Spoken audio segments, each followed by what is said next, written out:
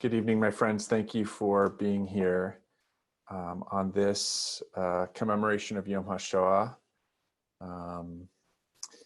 In Israel, it's called Yom HaShoah v'Hagvura, Holocaust and Resistance Memorial Day.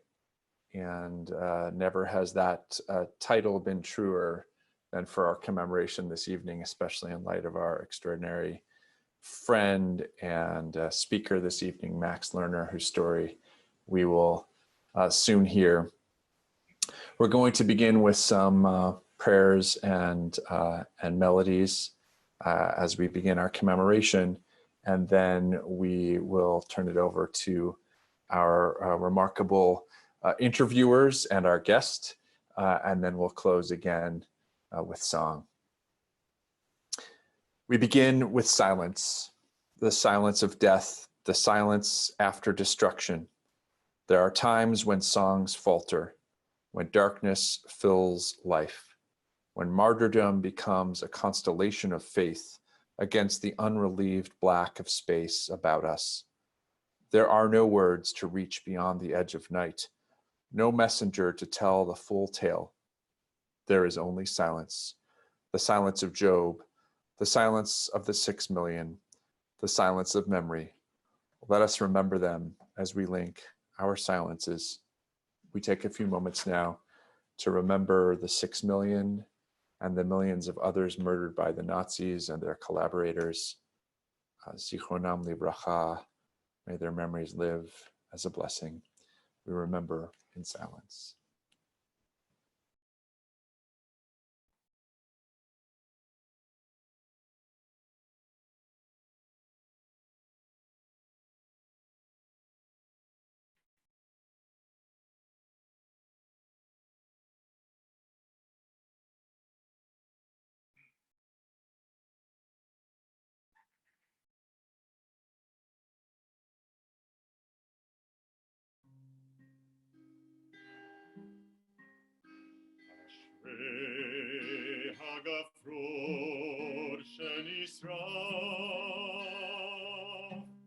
שנשרף והצית להבות. אשרי הלהבה שברא בסתרי לבבות. אשרי הלבבות שידעו לחדול בכבוד. אשרי הגפרור שנשרף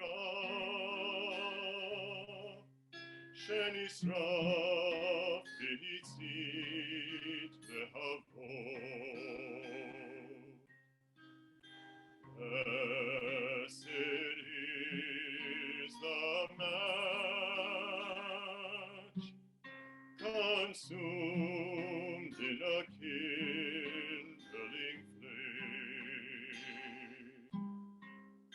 Blessed is the flame that softly burns in a heart's secret place. Blessed the hearts that like flickering lights knew to flutter and die without shame. Blessed is the match consumed in a kindling flame.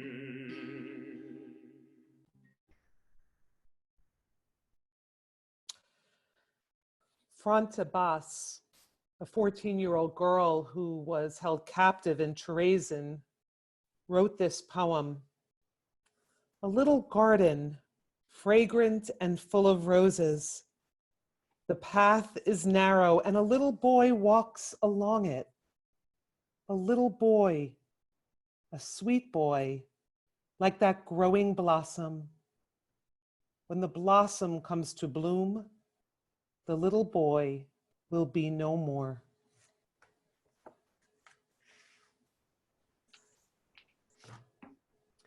And so now we will be hearing from some of our students who are around the same age that Franta was when she wrote that devastatingly painful verse. And they will be reading the names of children who perished. Thank you. Rabbi Litwin, did you want to introduce this piece briefly? Sure. So our seventh grade students all year have been studying about the Holocaust and the birth of the state of Israel. And I feel very blessed that we've have several students who have agreed to read these names and to pay tribute to the memory of those who were killed. These are names of children who died in the Holocaust. And I'll invite Ariel Hardy, Grace Carruthers, Luke Gorenstein, and Nate Gerstein, if you're not already unmuted, to unmute yourselves, and we'll read in the names in the order that they are on the page. Natan Abbey, Lodz, Poland, age 18. Sarah Andrzejko, Strawiecki, Poland, age 15. Abraham Beam, Lida Warden, Holland, age 11. Barucha Roll, Bettino, Pelikayo, Algeria, age 12. Isi Baraman, Le Paja, Latvia, age 10.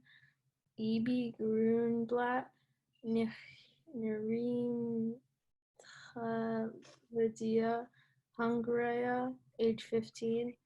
Bronsila Honen, Krakow, Poland, age 9. Oswald Kernberg, Vienna, Austria, age 13. Georges Andres Kohn, Paris, France, age 10. Leanne Krokmal, Vienna, Austria, age 6.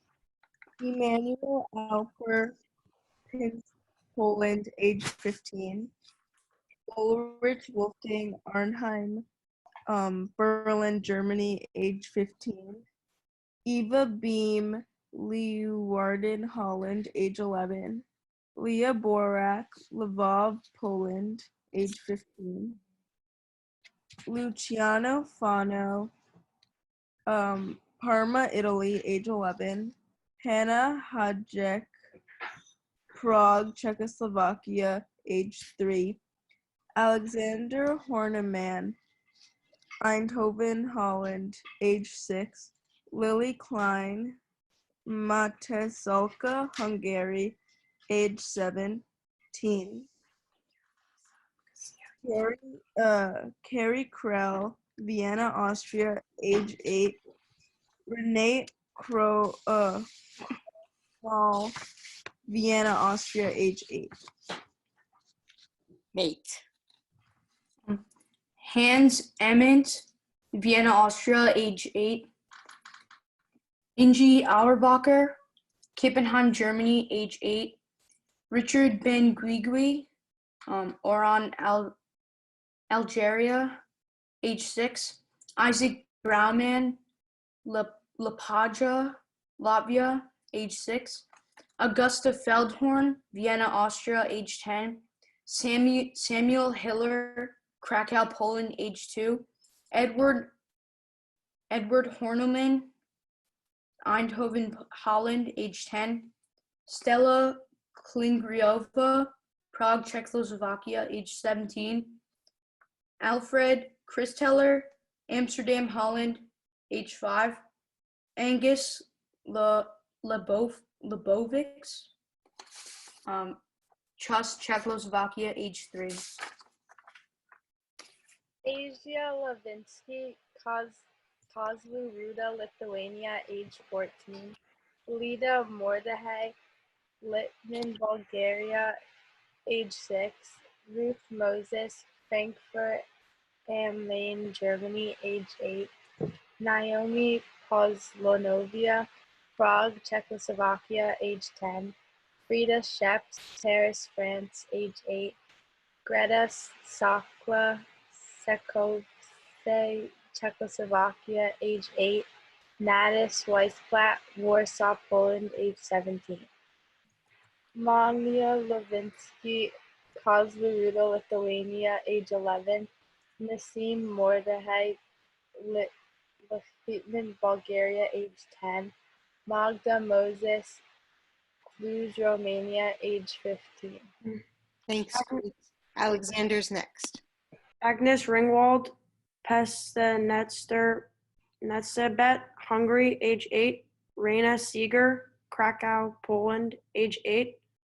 Mario Sonino, Rome, Italy, age 2. Doris Wolfarth, Amsterdam, Holland, age 6. Stella Marcus, Rovno, Poland, age 4. Jacqueline Morgenstern, Cernowitz, Romania, age 10. Samuel Oliner, Zenadronova, Poland, age 12. Victor Rona, Satumari, Romania, age 14. Gabrielle Silton, Berlin, Germany, age 10. Oro Torres, Salonika, Greece, age 11. Renate Wolf, Hamburg, Germany, age 10. Thank you, everyone. May those memories of those children and all the who perished in the Holocaust be for a blessing. I want to echo that gratitude.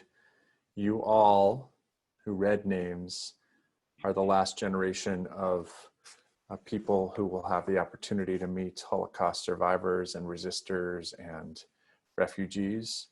And what you've been learning all year, and all of your classmates, many of whom are on this call as well, is so important to witness, and to witness our past, and to witness to the world as well, that when we say never again, we mean for the Jewish people and for all people. So thank you for being with us.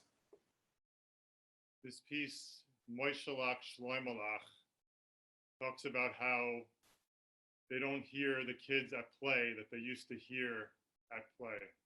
Unter die polnische grünenke Bäumelach spielen sich männig kein Moishalach Schleimelach. Spielen sich männig kein Sorelach Leelach, niet auf kein Gräselach, niet auf kein Schneelach.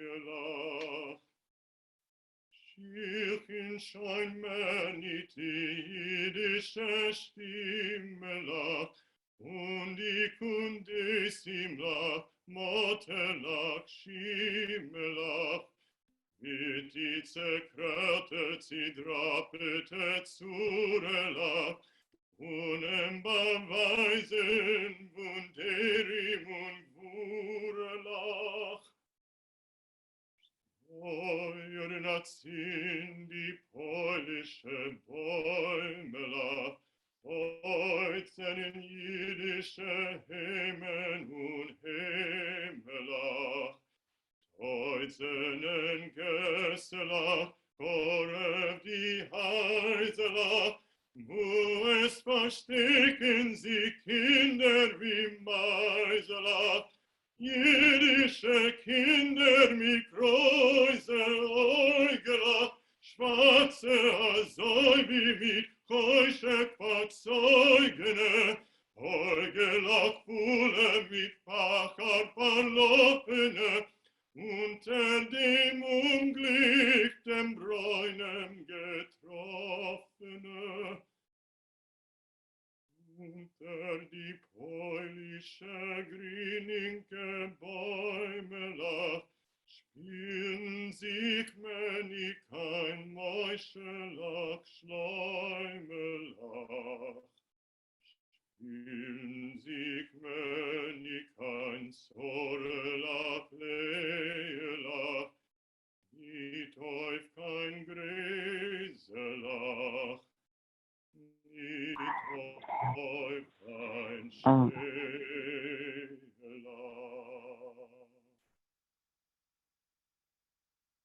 poem by Abraham Shlonsky, an Israeli poet born in Russia. In the presence of eyes which witnessed the slaughter, which saw the oppression the heart could not bear, and as witnessed the heart that once taught compassion until the days came to pass that crushed human feeling, I have taken an oath to remember it all, to remember, not once to forget. Forget not one thing to the last generation when degradation shall cease, to the last, to its ending, when the rod of instruction shall have come to conclusion. An oath, not in vain, passed over the night of terror. An oath, no morning shall see me at flesh pots again. An oath, lest from this we learned nothing.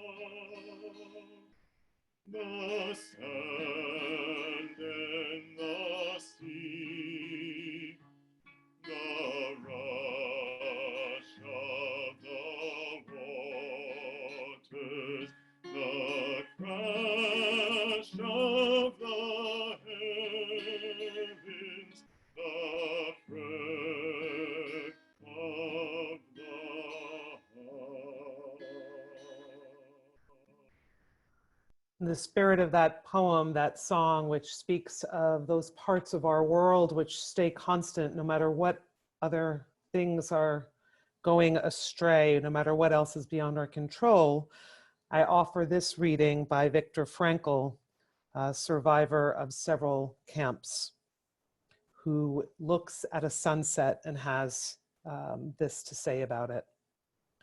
One evening, when we were already resting on the floor of our hut, dead tired, soup bowls in hand, a fellow prisoner rushed in and asked us to run out to the assembly grounds and see the wonderful sunset. Standing outside, we saw sinister clouds in the west and the whole sky alive with clouds of ever-changing shapes and colors, from steel blue to blood red. The desolate gray mud huts provided a sharp contrast, while the puddles on the muddy ground reflected the glowing sky. Then, after minutes of moving silence, one prisoner said to another, "How beautiful the world could be."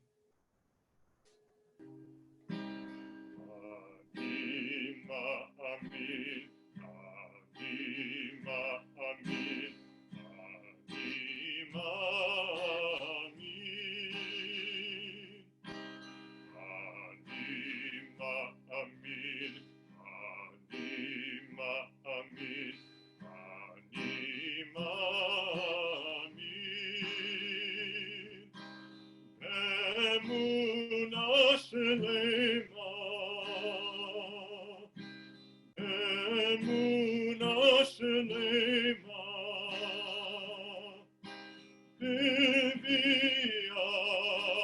המשיח, בביאת המשיח אני מאמין.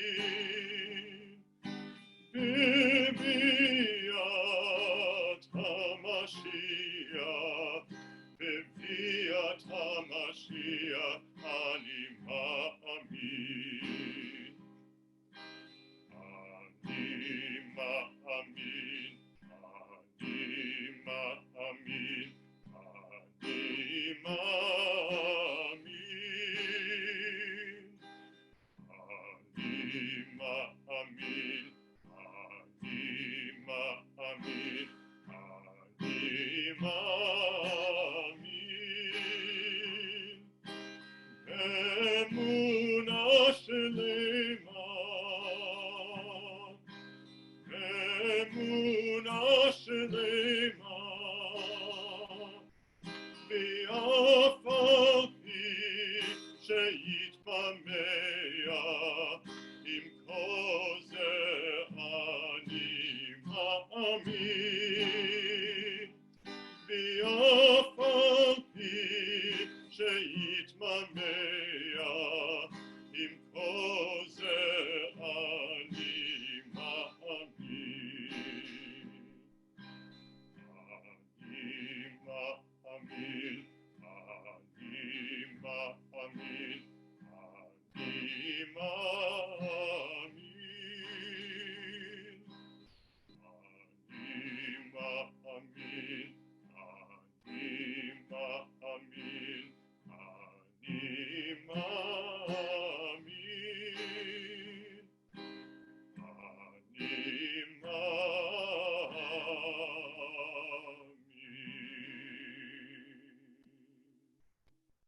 This reading from Regina Jonas, who was the first woman ever ordained a rabbi. She was born in Berlin, Germany. She was ordained in 1935. She was deported to Theresienstadt, where some of us, our teens, were with Andrew, Paul, and I just 2 months ago. She lived in Theresienstadt for 2 years, and her work there largely involved meeting the trains at the train station to bring comfort and an effort to calm people as they got off of the train. She was ultimately deported to Auschwitz, where she died in 1942. She writes, "If worry and despondency seek our undoing, then we should think about Yisker in such a way that we carry on the work of our ancestors from Sinai, in that we today are truly their children, and in that we are parents of the future generations. Then the chain does not break, and we gain the strength to carry out nobly these historical responsibilities, and to thank God sincerely that Yisker has become the celebration of our soul."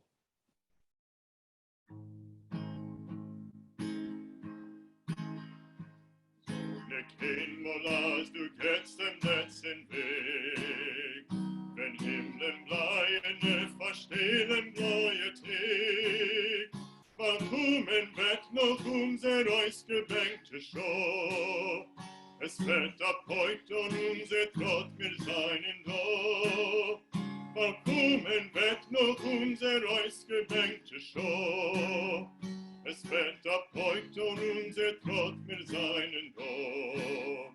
You must not say that you now walk the final way, because the dark in heavens hide the blue of day.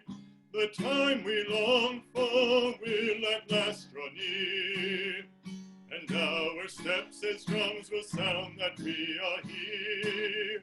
The time we long for will at last draw near, and our steps as drums will sound that we are here.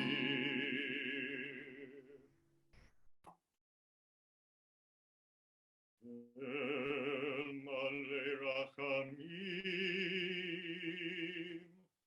Shochen Bamromim. אמצא מנוחה נכונה תחת כנפי השכינה. במעלות קדושים וטהורים בזוהר הרקיע מזהירים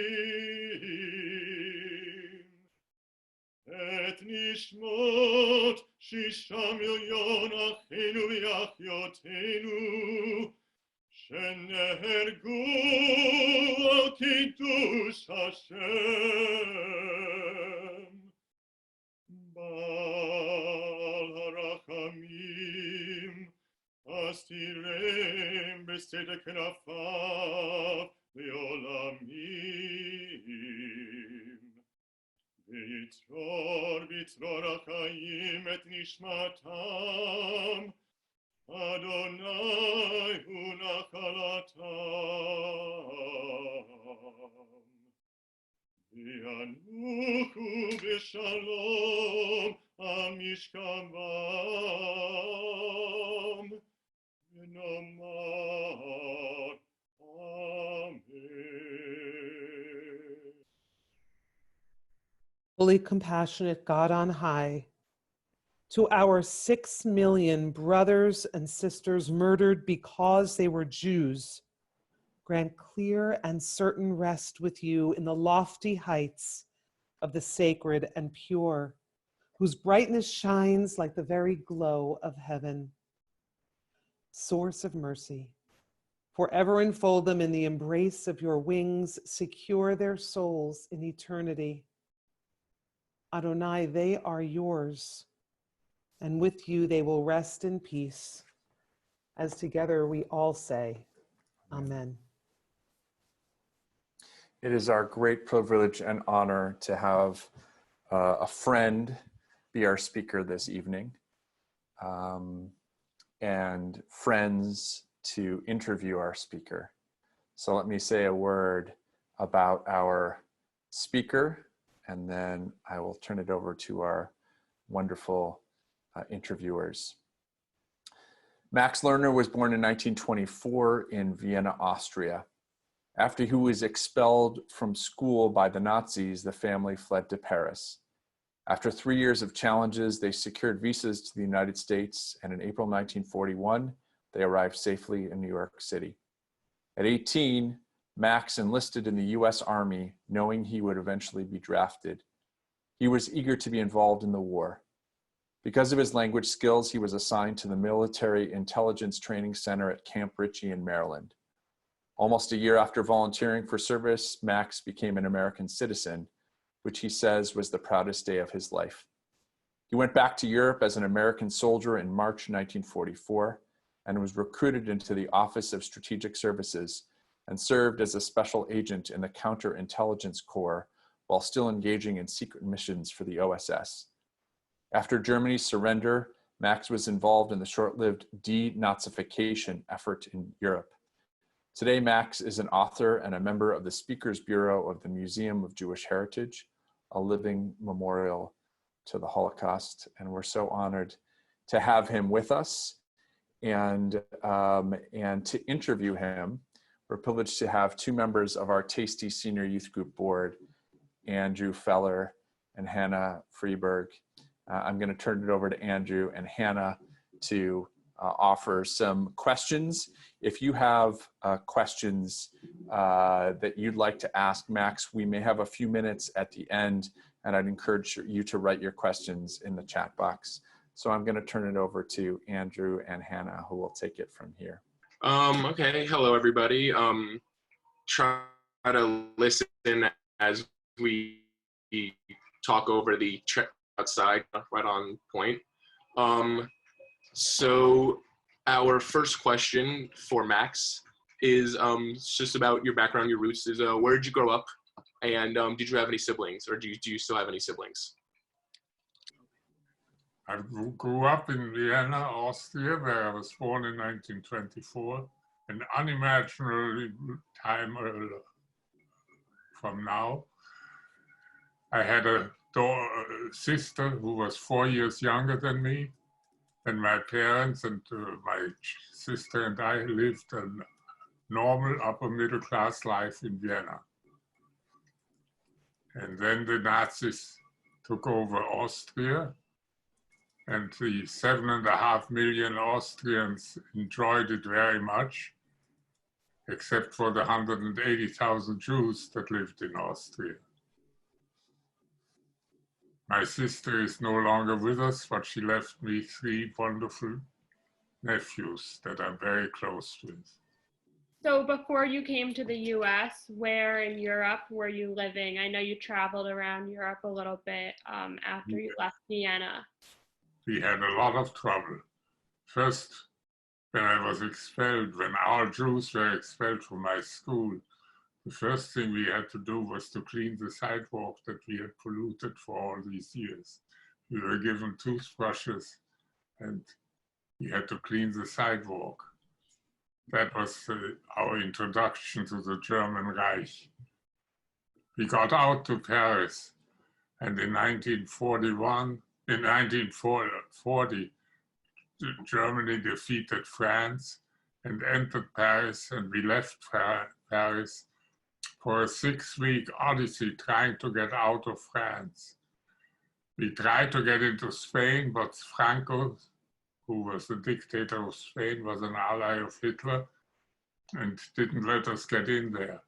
After 6 weeks on the road, sleeping in hay stacks, in barns, in one place in Pau, we slept in a school. There were thousands and thousands and thousands of refugees coming down from Paris. Then France surrendered, and there was a division. Northern France was occupied by the Germans, and the section of southern France was occupied, or was supposedly free under a collaboratist regime called the Vichy regime for its headquarters in Vichy, France. They were as bad as the Germans.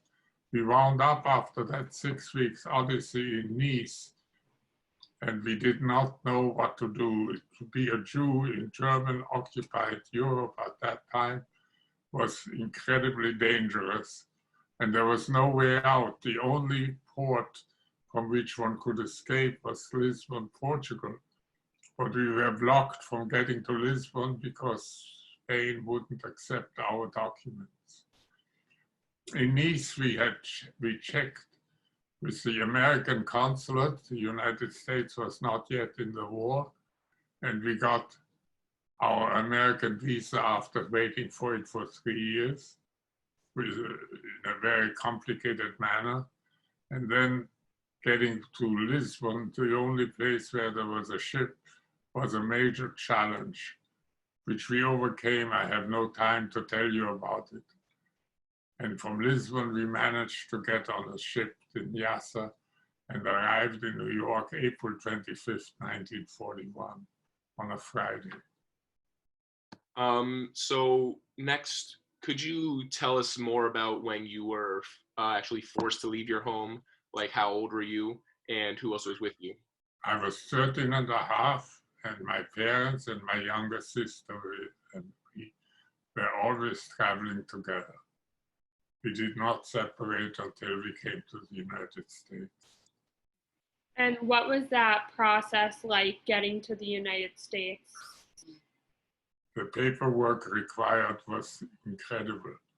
It took effort, bribery, faking things. We broke any number of Nazi laws, but we made it. Next question. So once you got to the US, what did you do once you arrived here, and what was the transition like into American life? Well, there is a good question. When we arrived in the United States, I did not speak English. I could read English. I had taught myself to read English by reading English books, but I couldn't speak it. We had no money at all. My father got a loan from the HaShoah, the Hebrew Immigrant Society, and we never went to a movie until that loan was repaid.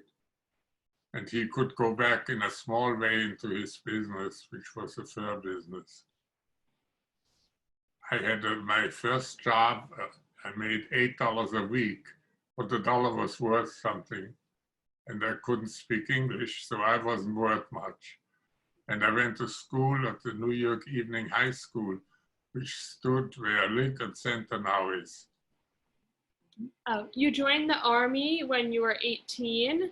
Yes. Why did you decide to go back to Europe? I was anxious as can be to get into the war. I wanted to get my own back. And after being under Nazi domination for 3 years, it was incredibly important to me. So on my birthday, on my 18th birthday, I signed up.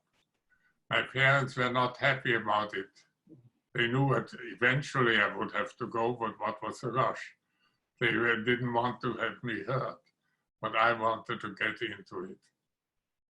By the time I had been in the United States for a year and a half, and I spoke English. Not as well as I could, but adequately. I went into the army, I was called up, went to several camps where I was tested, and then eventually wound up at the Military Intelligence Training Center in Camp Ritchie, Maryland, where I was trained for over 9 months in various intelligence disciplines, interrogation of prisoners of war, for instance, military intelligence interpreter, because I speak French as well as German. Then I went overseas as an American soldier, landed in Northern Ireland in a replacement depot, where I was recruited by the OSS, the predecessor to the CIA, and joined them, and eventually went over to France after D-Day. I didn't participate in D-Day, but I participated in the rest of the conquest, or reconquest, or liberation, if you will, of Europe from German domination. I got to Paris on August 25th with the first troops that entered and liberated Paris. That was an experience. I crossed the Rhine in a boat into German territory. I was involved in the Battle of the Bulge, which was the only time I actually had to fire my gun. And then I got to Dachau, the concentration camp at Dachau, 2 days after liberation, which was the most horrible experience of my life. What do you think it's important for young people to know as we remember the Holocaust, as there's not many survivors left?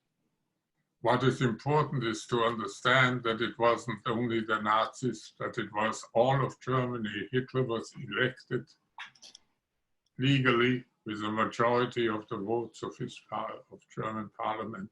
And he didn't lie, he planned. If you read his book, Mein Kampf, you knew exactly what he wanted to do, and he did it. So all of Germany is responsible for the rise and actions of Hitler. I'll let you quote, I always like to quote one statement. For evil to exist, it is only necessary that good men do nothing.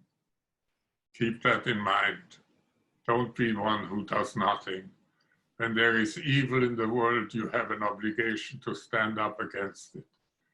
I wish the Germans, who are a cultured people, had remembered that. So after fighting in the war, what was it like coming back to the US after that and starting your life again? Well, my life hadn't really started before I went into the army. When I came back, by that time I spoke good English, accented, but as well as I speak it now. When I came back, I got a variety of jobs, and I went to school at night. first to finish a college degree and then to get a master's degree from Columbia, because the GI Bill of Rights paid for it. I had a series of jobs. I got married. I had children. I made some money, and I can afford to live on the Upper East Side. That's the story of my life. Thank you. There's some questions in the chat box now that some people have asked. All right. Someone asked, how could you join the Army without being a citizen? A very good question. And the point was, at that time, you could not fight and go overseas if you weren't a citizen. The result was that I joined the Army, and while I was in Camp Ritchie, I became a citizen. And it was 2.5 years after I had arrived in the United States. And it was a wonderful experience for me to put up my hand and swear allegiance to the United States. After all, I did not have a country from the moment that Germany occupied Austria. And it was only after I became a citizen that I would be allowed to fight and go overseas and fight. Okay, so another question from the chat is, what was your feeling when you were interrogating other Nazi soldiers, and did they know that you were Jewish? That depended on how quickly I needed information from them. If I had time, I tried to make a point of it. But when I needed information urgently, then I used whatever technique was possible. Being nice, being not so nice. After the war was over, during the 6 months I spent in the town of Wiesbaden in Germany, I was head of the police department, the German police department, and I used them to look for Nazis. The SHAEF, the Supreme Headquarters Allied Expeditionary Force, had issued a booklet listing Nazi ranks in the various paramilitary organizations, which ones were subject to immediate arrest, including, of course, all members of the SS. You know, the SS was a special paramilitary force that included the Gestapo and the concentration camp guards and the various other organizations that killed Jews. Was there any discrimination against Jews within the Army, the American Army? I did not experience any. And in Camp Ritchie, of course, many of my fellow students were Jewish refugees from Germany or Austria or other parts of the former of Europe. So you were forced to leave your home at 13 and a half, like you said. But do you know when exactly your family knew that they were in danger still living in Austria? I have an uncle and an aunt living in Vienna. She escaped. He was killed in Auschwitz. I had other relatives living in what was then Czechoslovakia, but is today the Czech Republic, who had various experiences and died. And I had an uncle who, with his son and wife, managed to go illegally to Palestine, British-dominated Palestine, where they became legal only after the establishment of the state in 1948. After seeing so much horror and destruction in Europe, how did you remain positive throughout the whole experience fighting in the war? My joy was that we won, that we got our own back. One of my favorite photographs is Munich was the center of the Nazi party. They called it the capital of the Nazi movement. And they had built a tremendous edifice called the Brown House, which was the headquarters and center for the Nazi Party. And it took me 2 hours to find the ruins of the Brown House. And when I was in Munich shortly before the end of the war, and I found, and I have a photograph of myself, me standing on the ruins of the Brown House. That gave me a lot of satisfaction. About how many Nazis re-entered into German society after the war, and how did you actually go about finding them? Well, to find them was not difficult. To begin with, any SS member has a blood-type tattoo under his his left armpit, and here.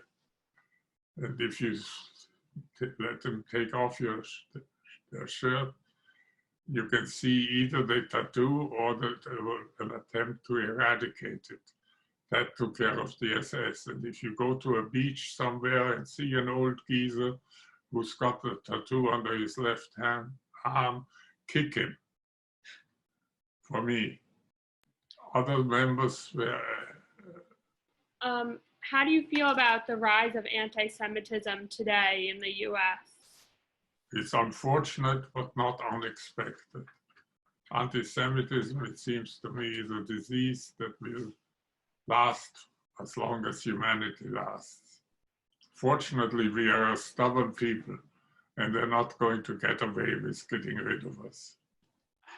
So how did all of these experiences impact your relationship with Judaism, if it did at all? I was always proud to be a Jew. I was brought up Orthodox because that's all there was in Vienna at that time. And now I am very happy to be a Reformed Jew. My thinking of that has evolved over the years. I used to be Orthodox, then I was a conservative for a long time. And now I'm happily Charité Fieber Reform. Thank you so much for answering all these questions. I think there's one more question.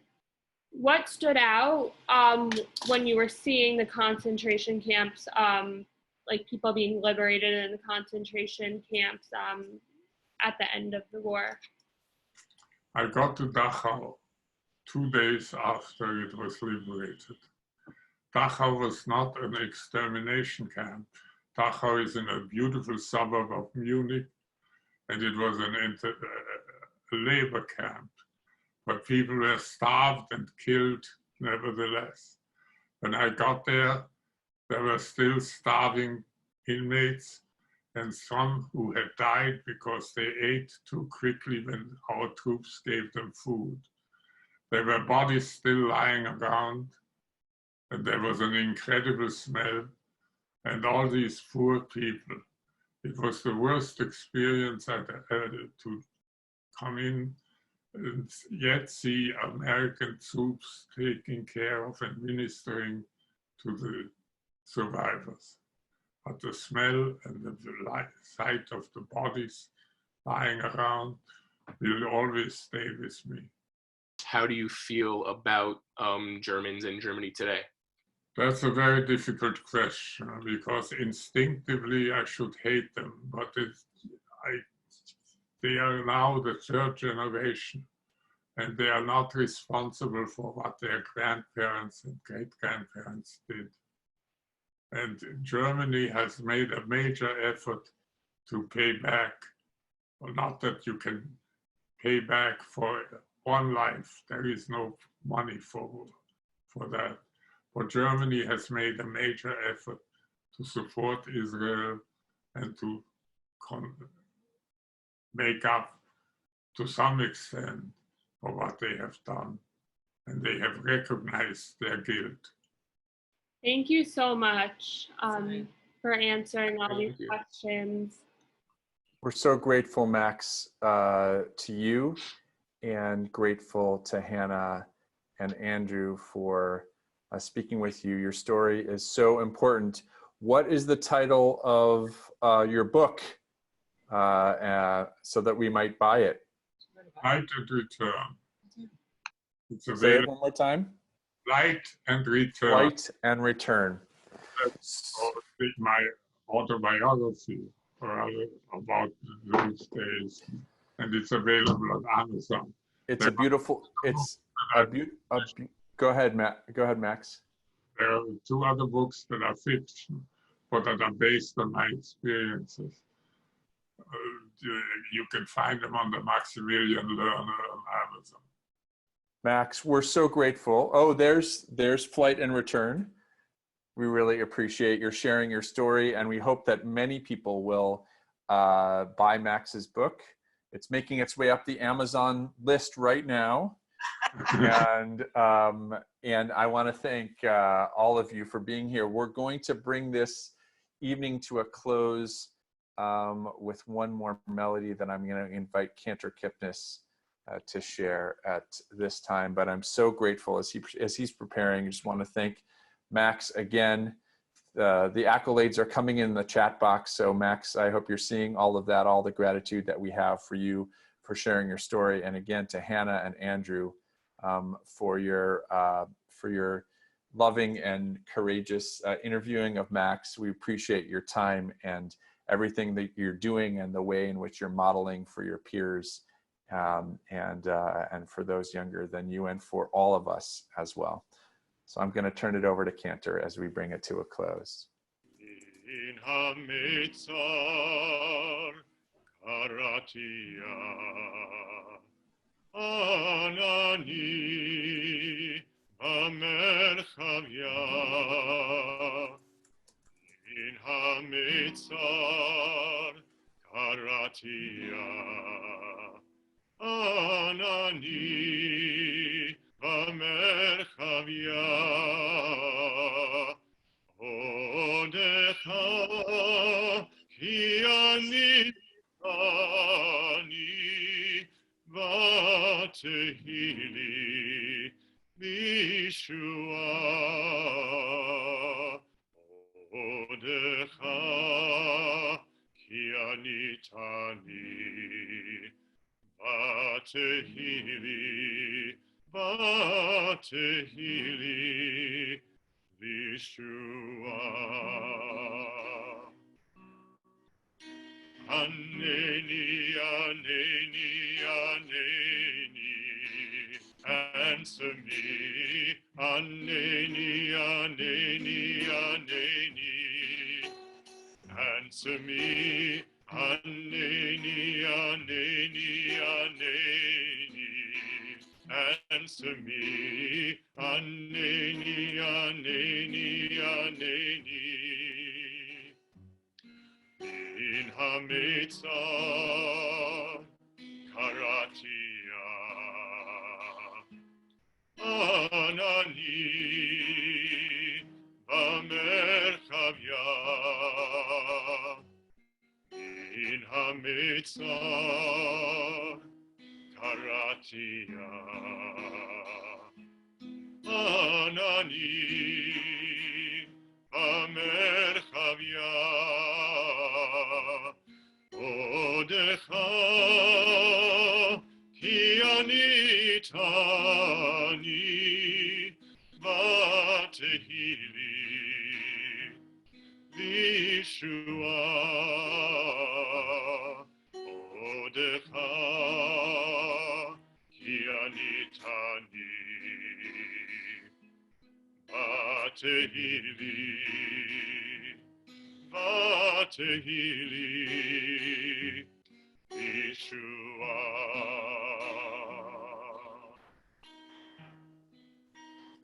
Aneni, Aneni, Aneni, answer me.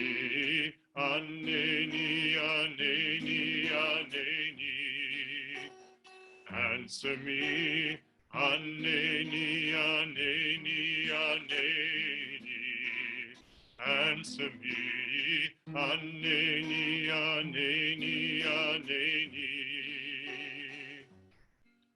I called out to you from a narrow place. Your answer came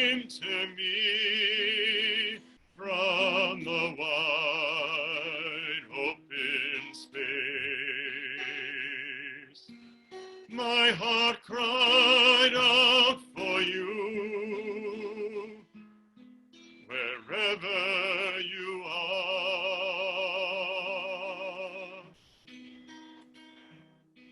Your hand reached out to me, in amidst.